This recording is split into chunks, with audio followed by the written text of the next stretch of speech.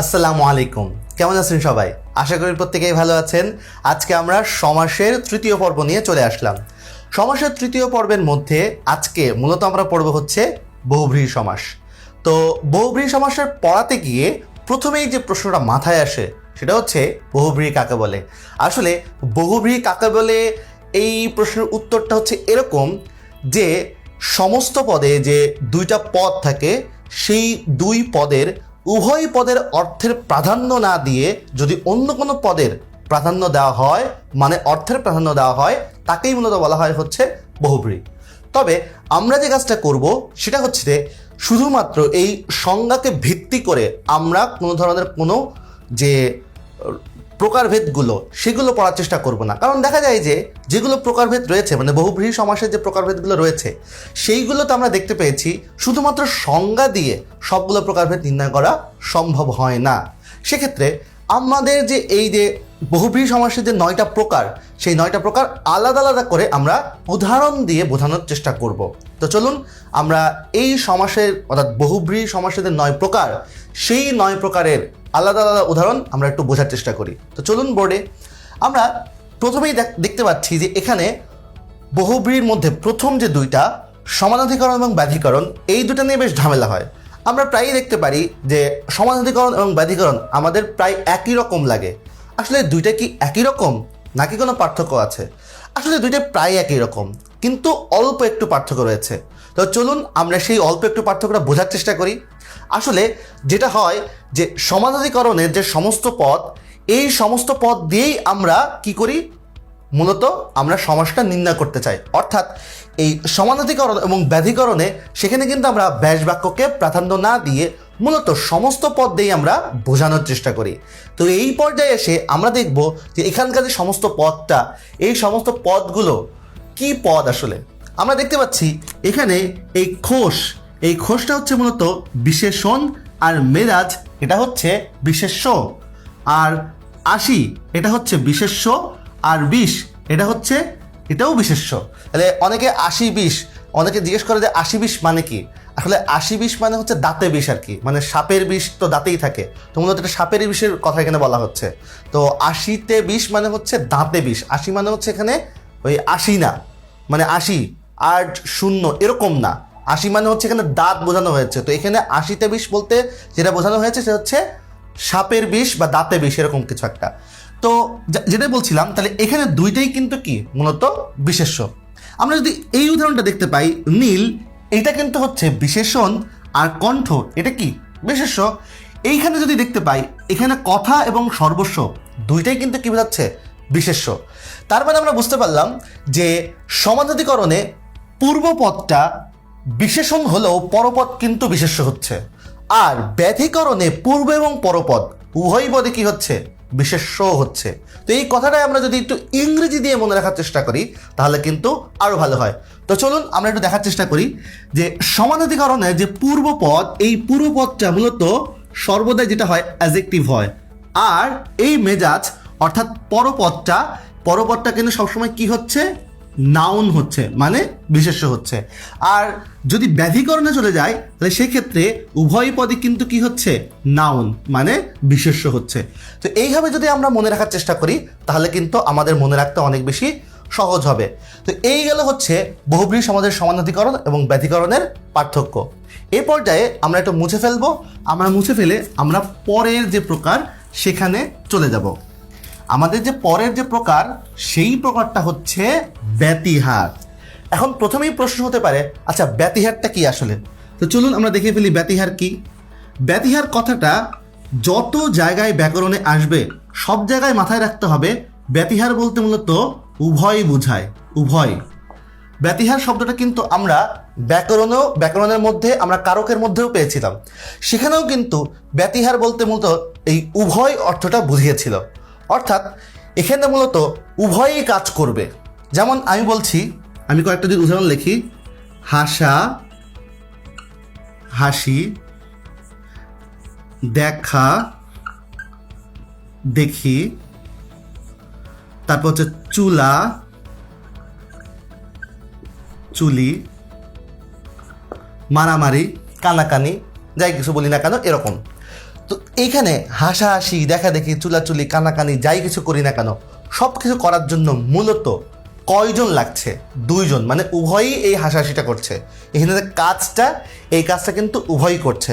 আবার আমরা দেখতে পাচ্ছি যে এই যে দেখা দেখি, এখানেও কিন্তু কাজটা কিন্তু উভয়ই করছে। আবার চুলাচুলি, মূলত এটা চুলি হবে, চুলাচুলি, এখানে এই কাজটাও কিন্তু দুইজনই করছে। তাহলে কাজ যখন উভয়ই করবে তখন সেটাকে মূলত ব্যতিহার বলে। তবে এইভাবে মনে রাখার থেকে আরেকটা সহজ পদ্ধতি রয়েছে। সেই সহজ পদ্ধতিটা হচ্ছে, মনে রাখতে হবে ব্যতিহার সমাসের মধ্যে অর্থাৎ ব্যতিহার বহুব্রীর মধ্যে মূলত এই যে পূর্বপদ, এই পূর্বপদে সবসময় যেটা হয় সেটা হচ্ছে যে শেষে আকার হবে। আর যে কাজটা মাথায় রাখতে হবে সেটা হচ্ছে যে এই যে পরপদ, এই পরপদের শেষে মূলত হ্রস্বইকার হবে। তাহলে আমরা দেখতে পাচ্ছি এখানেও কিন্তু আকার, এখানেও হ্রস্বইকার, এখানেও কিন্তু আকার, এখানেও কিন্তু হ্রস্বইকার। তার মানে যদি আমরা দেখতে পাই যে পূর্ব পদে আকার এবং পরপদে ইকার রয়েছে, শেষে আর কি, অবশ্যই শেষে, তাহলে পূর্ব পদের শেষে আকার এবং পরপদের শেষে ইকার যদি এরকম থাকে, তাহলে সবসময় মাথায় রাখতে হবে এটা হচ্ছে কি হবে? ব্যতিহার বহুব্রী হবে। তো এই হচ্ছে মোটামুটি ব্যতিহার বহুব্রীর আলোচনা। তা আমরা একটু পরের প্রকারে চলে যাই। আমাদের যে পরের প্রকার, সেই প্রকার খানিকটা আমরা পড়েছিলাম তৎপুরুষের মধ্যে। তবে আমরা এ পর্যায়ে এসে যদি এখানেও একটু আলোচনা করি তাহলে বোধহয় আমাদের আরও পরিষ্কার হবে। সেটা হচ্ছে নৈয়। যারা তৎপুরুষের আগের ক্লাস করেছে তারা কিন্তু এই নৈয় কথার অর্থটা খুব ভালো করে তাদের জানার কথা। নৈয় বলতে যেটা বোঝানো হচ্ছে সেটা হচ্ছে যে মূলত নেগেটিভ বা নেতিবাচক কোনো অর্থ। তবে মাথায় রাখতে হবে এই নৈয় বলতে নেতিবাচক আর নেগেটিভ সব কিছুতেই কিন্তু বোঝানো যাবে না। নির্দিষ্ট কিছু অব্যয় পদ রয়েছে যেগুলো দিয়ে শুধুমাত্র, নির্দিষ্ট কিছু পদ রয়েছে শুধুমাত্র সেইগুলো দিয়েই যদি নেতিবাচক বা নেগেটিভ বোঝায় তাহলেই সেটা কি হতে পারে? নৈয় হতে পারে। আমি সেগুলো একটু লিখে ফেলি। যেমন আমি বলার চেষ্টা করছি, যদি না, নেই, নাই,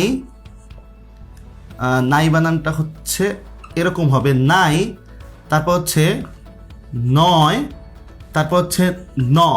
যদি আমরা এই নেগেটিভ দিয়ে যদি দেখি, এরকম মানে এই পদগুলো দিয়ে যদি আমরা কখনো নেগেটিভ দেখি তাহলে কিন্তু সেটাকে আমরা কি বলবো?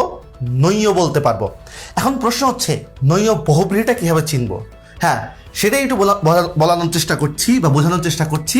যেমন আমি যদি একটা উদাহরণ বলি যে নিরুপায়, নিরুপায়, তাহলে এই ক্ষেত্রে এটার যে ব্যাস বাক্য সেটা কি হবে? এটা হবে হচ্ছে উপায় নেই যার। আচ্ছা, আমি যদি আরও একটা বলি, যেমন আমি বলার চেষ্টা করলাম বেহুশ, বেহুশ, এখানে কি হচ্ছে? এখানে যেটা হবে যে হুশ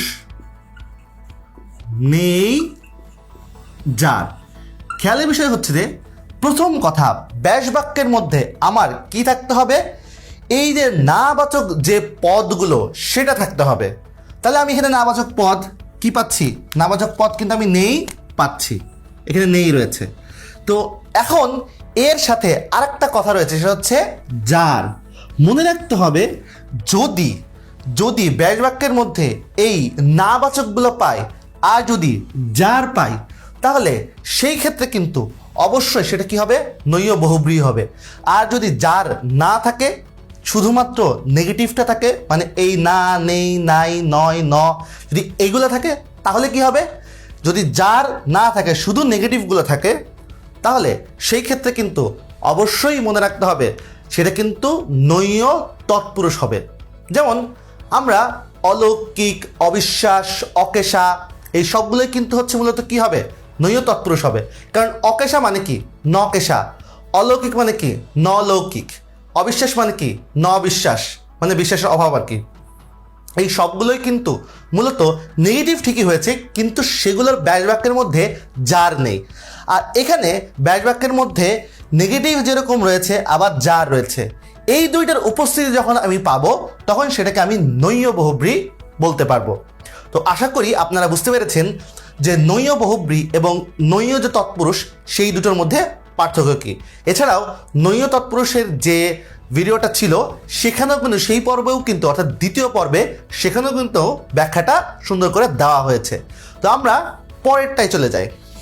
আমরা পড়ে ফেললাম হচ্ছে নৈয়। এখন আমরা যেটা পড়ব সেটা হচ্ছে মূলত আরও একটা, সেটা হচ্ছে মধ্য পদলোপী। এখন মধ্য পদলোপী যখন আমরা পড়ি তখন আমাদের সর্বপ্রথম মাথায় আসে, আচ্ছা মধ্য পদলোপী আমরা আর কোথায় যেন পড়েছিলাম, মানে মধ্য পদলোপী বহুব্রীহি নাই এখন আমরা পড়ছি, কিন্তু মধ্য পদলোপী আর কোথাও কি পড়েছি? হ্যাঁ অবশ্যই পড়েছি। আমরা কোথায় পড়েছি? কর্মধারায়তে পড়েছি, মধ্য পদলোপী কর্মধারায়। এখন প্রশ্ন হচ্ছে এই মধ্য পদলোপী কর্মধারায় আর মধ্য পদলোপী বহুব্রীহির মধ্যে পার্থক্য কোথায়, সেটাই হচ্ছে দেখানোর জায়গা। তো চলুন আমরা একটা পার্থক্য দেখি। আসলে মধ্য পদলোপী যদি আমি দুইটা উদাহরণ লিখি তাহলে আপনারা খুব ভালো করে বুঝতে পারবেন।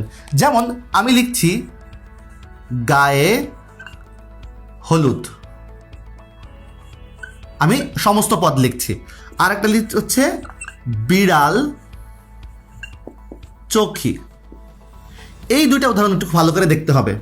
এগুলো মূলত হচ্ছে সমস্ত পদ।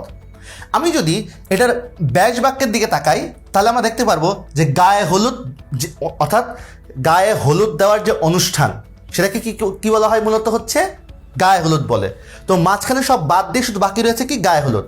এই জন্য তো মধ্যপদলোপী। আবার যদি বিড়াল চোখই বলি তাহলে কি হবে? বিড়াল চোখ যে নারীর তাকে কি বলা হয়? বিড়াল চোখী। তাহলে মাঝখানে যে নারী কথাটা বাদ দিয়ে মূলত শুধু বিড়াল চোখী কথাটা চলে এসেছে। এখন মাঝখানের পদ লোপ পাচ্ছে এখানেও, আবার মাঝখানের পদ লোপ পাচ্ছে কর্মধারায়। তো তাহলে এই দুটোর মধ্যে মূলত পার্থক্য কী? পার্থক্য হচ্ছে একটা কথা মাথায় রাখতে হবে যে মূলত ওই যে জায়গায় আমরা পড়েছিলাম মূলত হচ্ছে কর্মধারায় যে পার্থক্যটা সেটা হচ্ছে যেমন সাহিত্য সভা। এই সাহিত্য সভা মানে এই সাহিত্য বিষয়ক সভা, সেখানে বিষয়ক বাদ গিয়েছিল। এই বিষয়ক বাদ যাওয়ার ফলে যদি একটু আমরা খেয়াল করে দেখি সাহিত্য সভা, এই দুটোর মধ্যে মূলত কোন পদের অর্থ প্রাধান্য পেয়েছিল?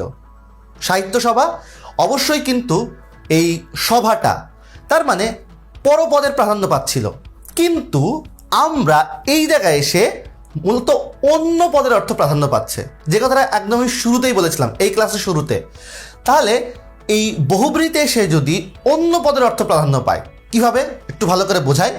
গায়ে হলুদ, এখন গায়ে হলুদ দ্বারা কিন্তু গাকেও বোঝাচ্ছে না, মানে শরীরকেও বোঝাচ্ছে না, হলুদকেও বোঝাচ্ছে না। যখনই গায়ে হলুদ বলা হচ্ছে তখন কিন্তু মূলত আমরা একটা অনুষ্ঠানের কথা বলছি, মানে অন্য পদের অর্থ প্রাধান্য পাচ্ছে। আবার বিড়াল চোখী যখন বলছি, বিড়ালকেও বোঝাচ্ছে না, চোখকেও বোঝাচ্ছে না, মূলত বিড়াল চোখী বলতে ওই নারীকে বোঝানো হচ্ছে।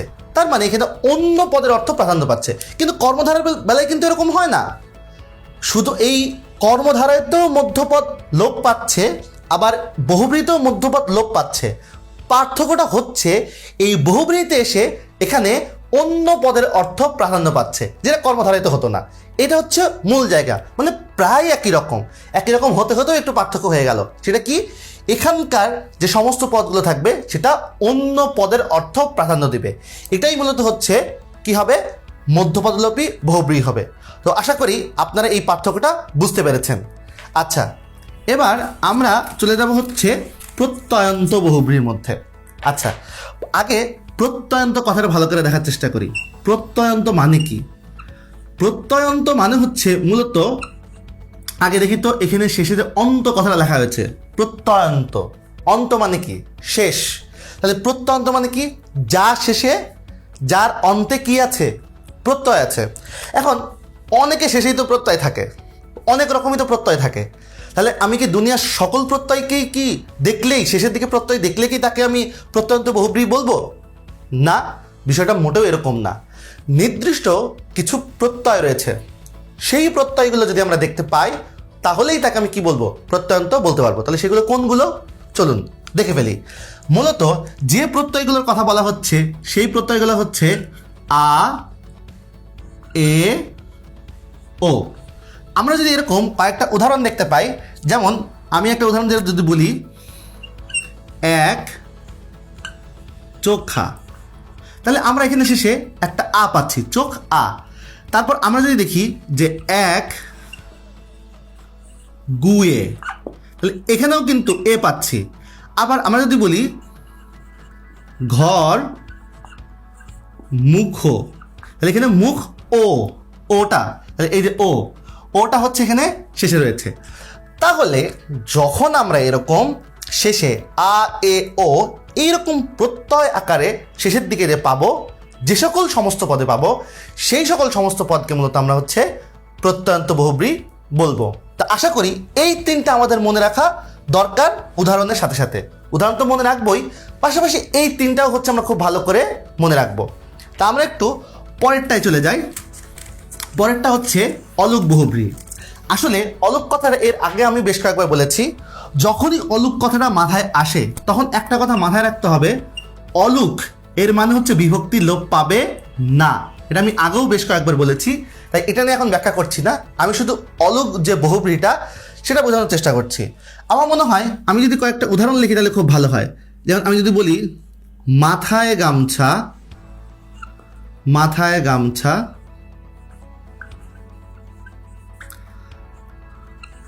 হাতে কলমে বা হাতে কলম, বা যে কথাটা খুব ভালো হয় হচ্ছে কানে কলম। অনেকে এটা বলে থাকে, কানে কলম দেয় কিন্তু পরীক্ষার সময়। কানে কলম, তারপর হচ্ছে মাথায় পাগড়ি,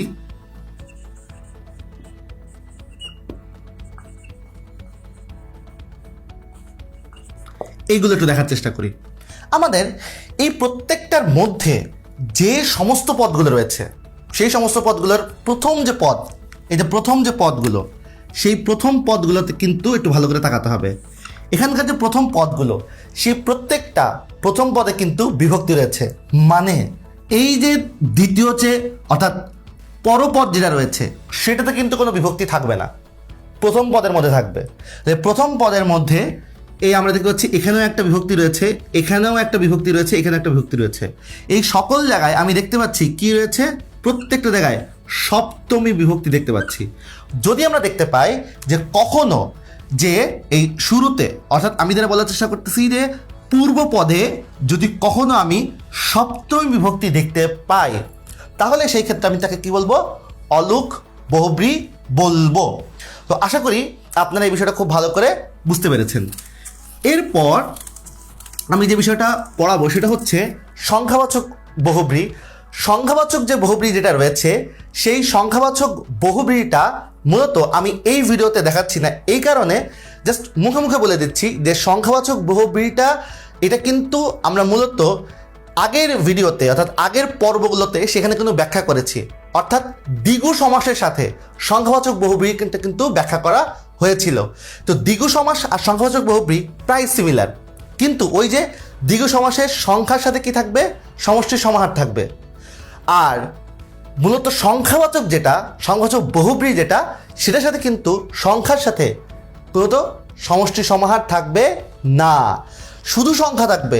সমষ্টি সমাহার যদি না থাকে তাহলে সেই ক্ষেত্রে কিন্তু কি হয় না, সেই ক্ষেত্রে সে দ্বিগু হয় না।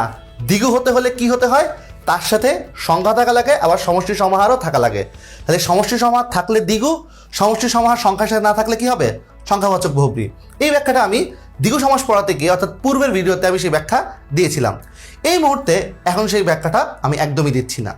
আচ্ছা, এরপর আমি আরও সর্বশেষ যেটা নিয়ে আলোচনা করব সেটা হচ্ছে মূলত নিপাতনে সিদ্ধ। নিপাতনে সিদ্ধ যেগুলো রয়েছে সেগুলো মূলত কি হবে, নিপাতনে সিদ্ধটা হচ্ছে মূলত কোনো নিয়মের অধীনে থাকবে না। যেমন নরাকারের পশু, যে নরপশু, পণ্ডিত যে মূর্খ, মানে পণ্ডিত মূর্খ, এরকম যেগুলো রয়েছে, দুই দিকে অপচার, দ্বীপ, অন্তর্গত অপচার, সেটা হচ্ছে অন্তরীপ।